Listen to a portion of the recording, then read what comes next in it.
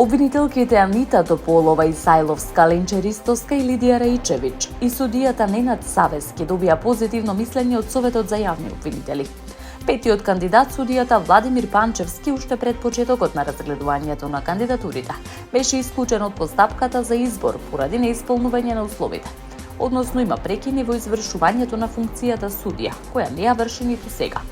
Постапката за избор на нов државен јавен обвинител започна со огласот што го распиша Собранието на Република Македонија на 12 јануари.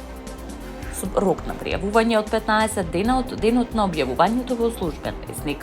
Кандидатите мора да имаат најмалку 10 години непрекинат стаж како јавни обвинители или судии од областа на кривичното право.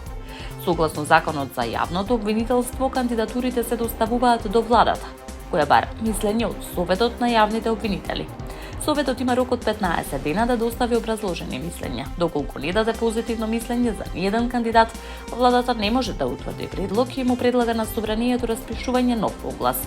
За избор на нов државен јавен обвинител се потребни најмалку 61 глас од пратениците.